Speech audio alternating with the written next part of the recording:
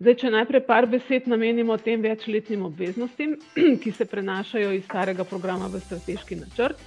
In sicer gre za prenos tistih obveznosti ukrepov KOPOP in pa EK, v katere so upravičenci vstopili v letih 19 ali pa 20, na podlagi te stare uredbe KOPOP, EK in pa OMD, se pravi iz 1. 14-20, in katerih obveznost se v bistvu zaključi z letom 23 oziroma 24.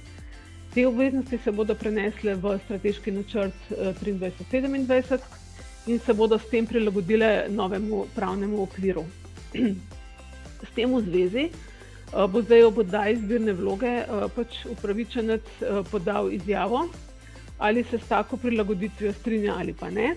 Če se bo strinjal, se bo njegova obveznost prilagodila na nove pogoje strateškega načrta in se bo tudi zaključila v okviru samega strateškega načrta.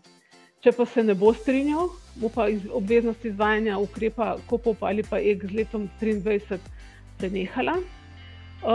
Seveda v tem primeru je zanj zgodba zaključena v tem smislu, da sredstev ne bo treba vračati mu, teh, ki jih je prejel za KOPOP in pa EK iz starega programa.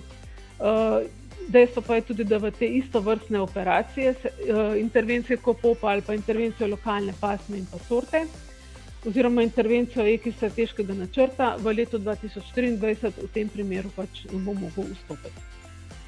Ena od pomembnih zahtev ali pa od pogojev za izvajanje je tudi tako imenovana analiza tal in pa gnojilni načrt. To smo imeli že tudi v tem preteklem programskem obdobju. Je bila pa ta zahteva ali pa pogoj nekako skrit v tem programu aktivnosti, ki ga v tem obdobju nimamo več.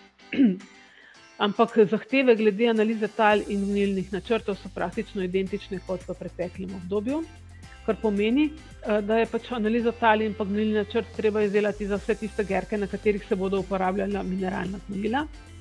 Če se bodo uporabljala samo organska gnojila, pa je treba voditi evidenco o uporabi organskih in mineralnih gnojil, analize tal in gnojilnega načrta pa ni treba izdelati. Za analizo tal so zahtevani parametri fosfor, kalij in pa organska snov, na novo dodan v tem obdobju pa je še pH. Še vedno velja, da za trajno travinje analiza tal in organska snov ni potrebna. Gnojilni načrt je 5-leten in pa se izdela seveda na podlagi veljavne analize tal. Tukaj imamo zdaj navedenih nekaj izjem. In sicer analize tal za parameter pH za leto 23 ni treba izdelati, oziroma še veljavnih analiz tal s tem parametrom sploh ni treba dopolniti. Potem analiza tal in pa gnojilnih načrtov ni treba izdelati upravičencem, ki so vključeni samo v tele operacije, ki so tukaj zdaj navedene. Pomembno je pa še to, da nimamo zdaj datumskih omejitev, do kdaj je neka analiza tal veljavna. Tako kot smo imeli v tem obdobju, recimo za leto 23 bi bil to 1. januar 2019, za leto 24 1. januar 2020 in tako naprej. Pomembno je, da je analiza tal veljavna 5 let. Če so pa analiza tal in pa gnojilni načrti za leti 23 in pa 24 starejši od 5 let ali pa še niso izdelani za vse gerke, na katerih se bodo uporabljale mineralna gnojila, jih je treba izdelati najpozneje do roka za oddajo zbirne vloge za leto 2024. Še vedno velja, da mora upravičenec na kmetijskem gospodarstvu ohraniti rezultate analize tal in pa gnojilnih načrtov.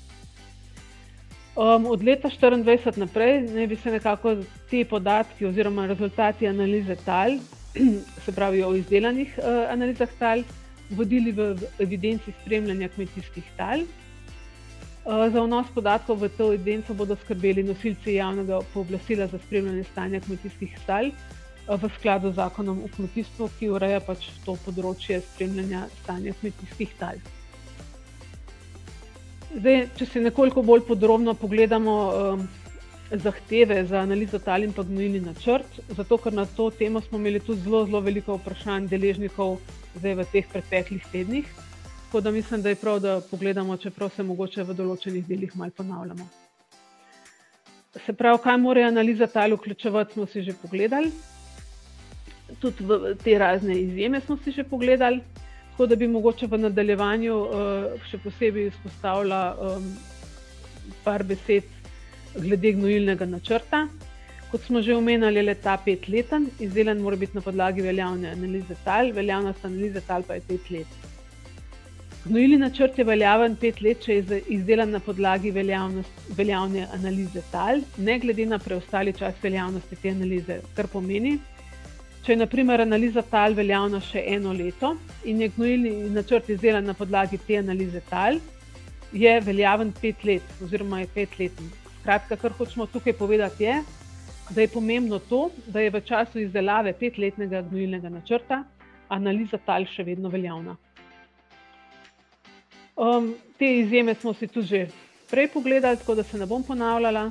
Potem je tukaj še ena izjema, da analize tal in pa gnojilnega načrta ni treba izdelati tudi tistemu upravičencu, ki se izključno vključi samo v operacije za tele podnebne spremembe, se pravi ta PSGO, se pravi za govedo, za prašiče in pa za drobnico, ali pa v operaciji lokalne pasme in pa lokalne sorte.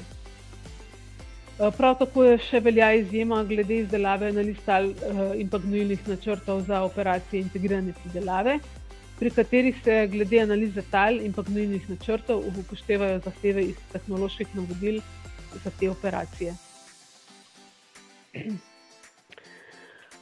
Seveda, pomembno je tudi vedeti, do kdaj je treba izdelati analize tal in pa gnojilnih načrtov, se pravi za obdobje 25 do 27 mora biti analiza tal in pa gnojilni načrt izdelana najpozneje do roka za oddajo zbirne vloge za tekoče leto iz tako imenovane uredbe IACS. Kot sem pa že prej omenila, pa za leti 23 in pa 24 je tukaj izjema in je treba analizo tal in pa gnojilni načrt izdelati do začetka oddaje oziroma do roka za oddajo zbirne vloge za leto 2024. Rezultati analiz tal in pa gnojilnih načrtov se ne pošilja na agencijo, ampak se jih hrani doma na kmetijskem gospodarstvu. Agencija izpolnjevanje zahteve glede izdelanih analiz tal preverja z upravnim pregledom prek evidence analize tal in pa s pregledom na kraju samem. Prav tako s pregledom na kraju samem preveri gnojilni načrt. Zdaj, izjema, kar se tiče teh kontrol se strani agencije v smislu teh tako imenovanih administrativnih pregledov je, da se za leto 2023 analiza tal v bistvu preverja samo s pregledom na kraju samem, zato ker bo ta pač evidenca analiz tal začela delovati z letom 2024. Par besed moramo nameniti tudi še metodologiji in pa načinu vzorčenja kmetijskih tal, ker vsi dobro vemo, je to bistvo pravilnosti in pa ustreznosti potem tudi same izdelane ali pa rezultatov analize tal. Metodologijo in pa način vzorčenja kmetijskih tal določa pravilnik, in sicer priloga 1 pravilnika o spremljanju stanja kmetijskih tal, ki navaja tudi, kakšna je obvezna oprema za vzorčenje tal. In sicer ustrezno orodje za vzorčenje tal je lopata ali pa sonda, zraven pa moramo imeti seveda še nož, vedro, vrečke za vzorce brez primesi, ki bi lahko vplivali na kakovost vzorca. Se pravi, gre za papirnato ali pa vinilno vrečko. V tem pogledu mislim, da tukaj ni nobena novost, samo da je to pač urejeno s pravilnikom.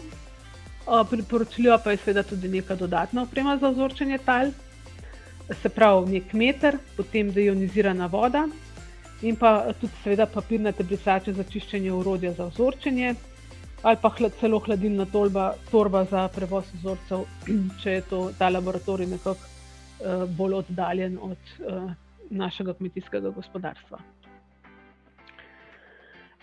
Zdaj intenzivno pripravljamo in so v bistvu že končana, samo pregledati moramo še ta navodila za odvzem vzorcev tal za kemijsko analizo. In sicer le-ta bodo vključevale opisne datologije in pa način vzorčenja kmetijskih tal, kot je določeno s prej omenjeno prilogo pravilnika. Potem bodo določila tudi število vzorcev tal, ki jih mora upravičenec oddati v analizo. Opredelila zahtevane podatke ob oddaji vzorca tal v analizo, se pravi nek obrazec, in pa tudi definirala način odvzema povprečnega vzorca tal. Tukaj je za vas pomembno, da se v bistvu ohranja dosedanji način, kar se tiče povprečnega vzorca tal. Ta se bo pripravil z združevanjem podvzorcev, ki se jih pač odvzame na več različnih odvzemnih mestih. Kar se tiče pravilnega vzorčenja tal, je bil tudi v okviru enega projekta pripravljen videoposnetek s strani KIS-a, kako se pač pravilno vzorči tal. in ta bo tudi objavljen na tej spletni strani, ki je tukaj navedena, in pa seveda tudi na spletni strani ministrstva. Zdaj, samo en izsek iz obrazca, ki je v bistvu identičen kot v tem programskem obdobju, kateri podatki so zahtevani ob oddaji vzorca tal v analizo. Precizno gnojenje in pa škropljenje. Kot sami dobro veste, smo imeli ali pa še imamo s to operacijo kar precej težav in pa zagat. Največji problem nam je predstavljala ta dilema oziroma nesoglasje na strani strokovne javnosti. Tako da je, kot sami dobro veste, bila en čas ta operacija izključena iz izvajanja za leto 2023. Potem pa se je tik pred zdajci sprejela odločitev na ravni ministrstva oziroma jo je sprejela ministrica sama, da pa se ta intervencija oziroma operacija z letom 2023 vendarle začne izvajati, seveda z zahtevami, kot so določene v samem strateškem načrtu.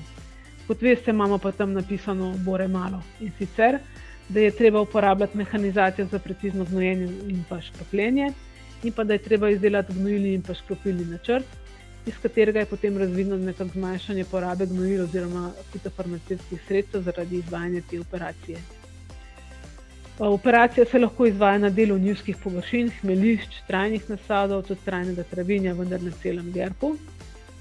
Tekom trajne obveznosti se lokacija lahko spreminja, izvaja se na območju celotne Republike Slovenije in pa obtežba za živino seveda ni relevantna. Tukaj so zdaj potem navedene tudi vrste rabe, na katerih se ta operacija lahko izvaja. In kot pri vseh so kmetijske rastline določene za šifrantno vrsto oziroma skupin kmetijskih rastlin in pa pomoči. Zdaj, upravičenec mora na kmetijskem gospodarstvu hraniti to ustrezno mehanizacijo oziroma opremo ali pa imeti shranjen račun izvajalca za opravljeno strojno storitev. Poleg tega mora hraniti tudi gnojilni oziroma škropilni načrt in pa deklaracijo za mineralna gnojila in pa PFS-je in pa račune o nakupu teh gnojil in pa fitofarmacevtskih sredstev.